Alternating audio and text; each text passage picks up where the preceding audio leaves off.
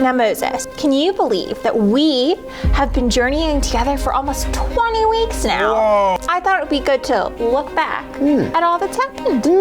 Now, my story starts before I can even remember, when my mother had enough faith to send me down the Nile in a basket. She trusted God would keep me safe, and he did. I ended up in the house of the Pharaoh, but I also knew that I was an Israelite. It was really hard to live in both worlds. One day, I made a bad choice and I hurt somebody. I was scared and I ran away. But God wasn't done with me. He appeared to me in a burning bush, and he told me that he would be sending me to save his people. God told me to go to Pharaoh and tell him to let God's people go. Pharaoh had a very hard heart, so he refused to let us go.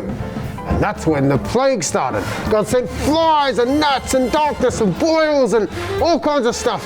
But the Pharaoh's heart was hard. Pharaoh agreed to let us go, but then he changed his mind and he sent his army to chase us. And that's when you were at the Red Sea with nowhere to go. It looked like we had nowhere to go.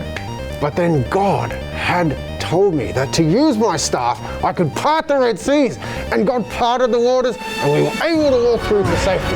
The waters closed back over us, and the Egyptians didn't chase us any further.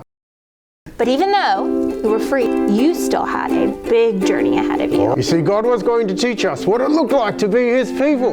He provided manna and quail for us to eat, and he provided us with the 10 Commandments. And these 10 Commandments were a promise that God made between us, that he would be our God and we would be his people. People got scared and nervous and they didn't fully trust God, so they created an idol, a golden calf to worship instead. But he showed grace and mercy to his people, the people who repented. You prayed, and God decided not to destroy the people who broke his rules. He loves us and he wanted to be with us. And so he gave me instructions to build a holy tent to dwell in. And he built the tent, and God loved us and he showed us a way to go. So good. And Moses, the same's true for us, but God doesn't have to live in a tent away from us.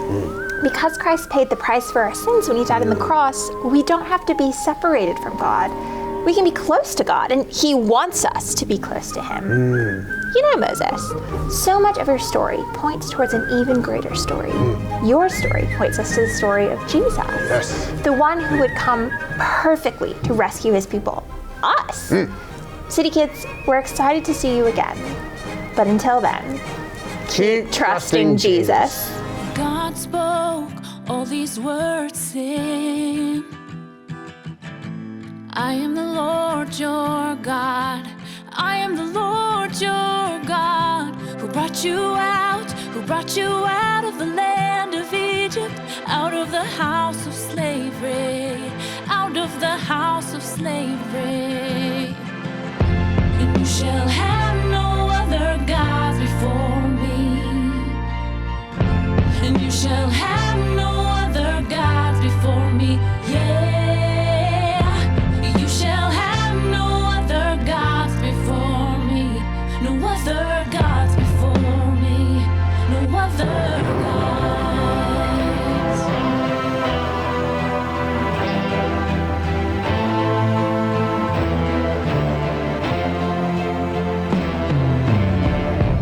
God spoke all these words, saying,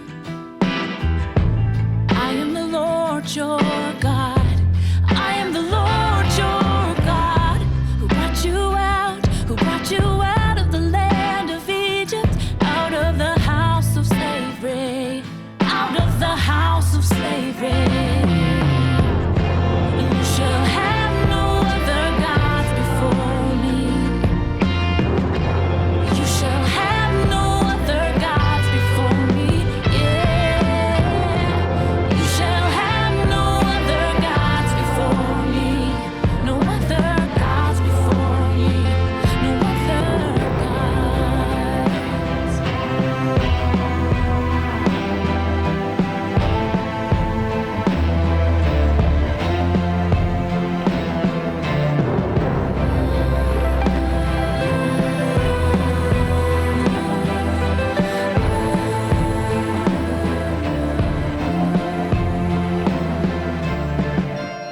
shall have no other gods before me. You shall have no other gods before me. Yeah, you shall have no other gods before me. No other gods before me. No other gods.